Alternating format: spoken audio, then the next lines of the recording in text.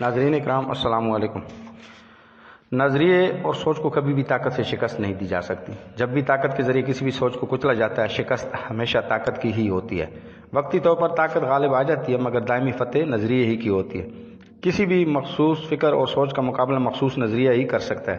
سوچ کو ہمیشہ دلیل سے شکست ہوتی ہے۔ یہ پروسیس سست مگر مسلسل ہوتا ہے۔ تاریخ کا مروجہ اصول ہے کہ مسلسل جبر سے دلوں میں ڈر نہیں رہتا۔ غیر فطری طریقے سے کسی بھی معاملے کو حل کرنا سنگین مسائل کو جنم دیتا ہے۔ قوموں کی زندگی میں 75 سال کم نہیں ہوتے۔ ایک پوری نسل پل بڑھ کر شعور کی طرف بڑھ چکی ہوتی ہے، مگر ہم آج بھی ایک بپری ہوئے ہجوم کی مانند کیوں ہوں، جسے نظم و ضبط، شائستگی اور تربیت سے سروکار ہی نہیں۔ اس کی سب سے بڑی وجہ یہ ہے کہ کسی ایک سماجی اور سیاسی رہنما نے قوم سازی پر توجہ دی، نہ بھیڑ کو قطار بنانے کا سلیقہ سکھایا۔ ہمارا سب سے بڑا مسئلہ طبقاتی نظام تعلیم ہے، جس نے صرف مختلف طبقوں کو ہی جنم نہیں دیا بلکہ ان کے اندر احساسی محرومی پیدا کی، جس سے جرائم کو شہ ملی۔ اگر مدارس سرکاری اور انگلش میڈیم کی بجائے ایک نظام تعلیم لاگو کر دیتے تو آج ایسا تعفن زدہ معاشرتی نظام ہماری نیند حرام نہ کرتا، جہاں ہمیں خود سے نگاہیں ملاتے ہوئے شرمندگی محسوس ہوتی ہے۔ مگر اپنے مفادات کے لیے حکمرانوں نے لوگوں کے ذہنوں میں صرف بھوک کاشت کی، ان کے احساس میں بے یقینی کے بیج بوئے۔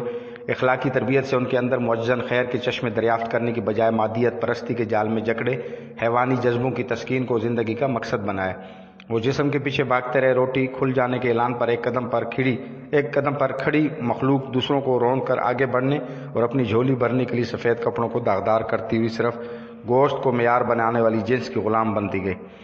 عقل، روح اور دل کی بات سننے کی بجائے اندھے بہرے جذبوں کے ہاتھوں میں موجود کی لگام دے کر چلنے والوں کو برائی اچھائی کی کیا تمیز، پھولوں کو تار تار کرنے کے درد سے کیا سروکار۔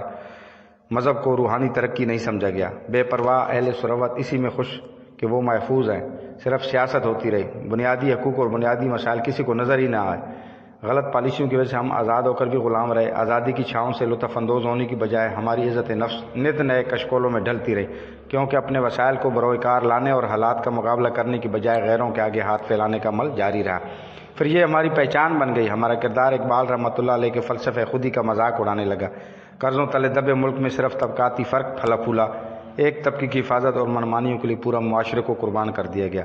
اظہار و مکالمے کے رستے بند کر دیے گئے تو لوگ ذہنی الجھنوں کا شکار ہو کر اذیت پرست بننے لگے۔ میں آج تک اس بات کا نتیجہ نہ نکال پایا ہے کہ آخر منافقت سے ملتا کیا ہے۔ آج کل ہمارا معاشرہ جس لا علاج مرض میں مبتلا ہو چکا ہے وہ ہے منافقت۔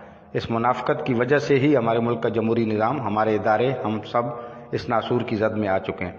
میں اس بات پہ حیران ہوں کہ چند منافق اشخاص کے پیش نظر ملک و قوم مفلوج ہو کر رہ گیا۔